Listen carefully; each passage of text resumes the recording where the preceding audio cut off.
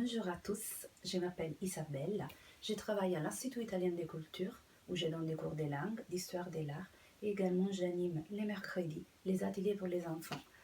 Aujourd'hui, c'est pas possible d'être dans la bibliothèque de l'Institut pour lire les histoires et alors, avec l'Institut, on a commencé à lire les histoires chez vous. Et c'est pour ça qu'aujourd'hui, je vous propose de nous plonger dans une belle histoire écrite et illustrée par Eva Montanari pour la maison d'édition Kitté, qui raconte l'histoire d'une petite danseuse à la poursuite des dégâts.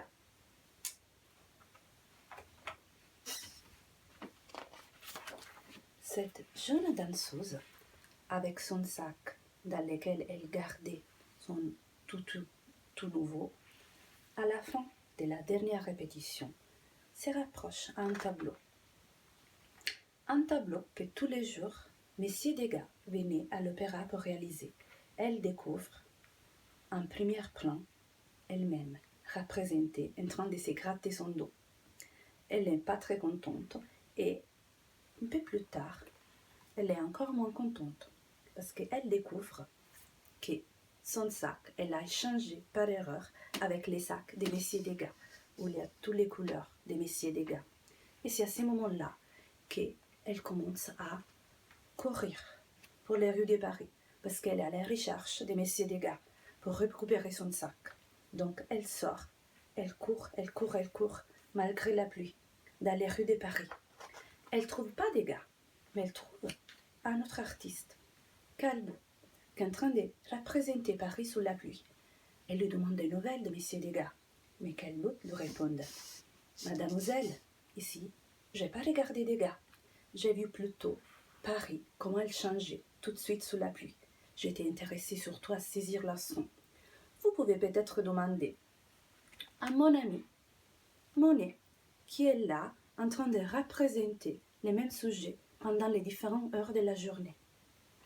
La jeune danseuse demande à Monsieur Monet si elle l'a vu par hasard passer Degas. Eh bien, Monet lui explique que oui, il a bien vu Degas. Il a même représenté Degas avec 2 petits points. Mais désormais, il n'est plus là. Il est parti. Il est loin. Il est déjà au moulin de la galette. Et c'est là que la petite danseuse arrive tout de suite. Et quand elle arrive, il n'y a plus la pluie. Il y a le soleil. Elle ne rencontre pas Degas non plus. Elle retrouve un autre artiste, Messier Renoir, qui est en train de représenter les gens qui dansaient sous le soleil, au moulin de la galette. Et c'est lui qui explique qu'il faut chercher Degas plutôt chez une autre artiste, une dame qui s'appelle Mary Cassatt. Et voilà, la jeune danseuse, elle court encore. Elle retrouve cette dame en train de réaliser un tableau, en train de représenter une jeune fille sur son fauteuil. Et finalement, c'est Mary Cassatt qui explique à notre amie où elle peut trouver Degas. Il est déjà parti pour aller à l'opéra, pour représenter les ballets de ce soir.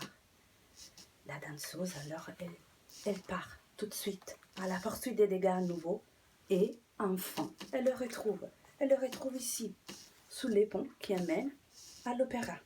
Et c'est là, finalement, qu'elle peut raconter à Degas tout ce qu'elle a vu pendant cet après-midi magnifique. Elle a découvert des tableaux. Elle a rencontré de nouveaux amis, des artistes, qui lui ont expliqué comme dans une couleur, il y a une infinité de nuances différentes, comme il faut saisir l'instant, parce que tout de suite, il est déjà passé.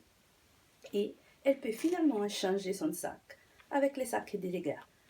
Et la danseuse peut récupérer son tutu et peut danser. Le soir, elle danse à l'opéra pour tout son public. Elle danse pour ses nouveaux amis, mais surtout, elle danse pour lui, pour Degas. Et à la fin du ballet, elle va retrouver Degas. Et à ce moment-là, Degas lui offre ses couleurs. Et Monsieur Degas invite la danseuse à réaliser un tableau elle-même.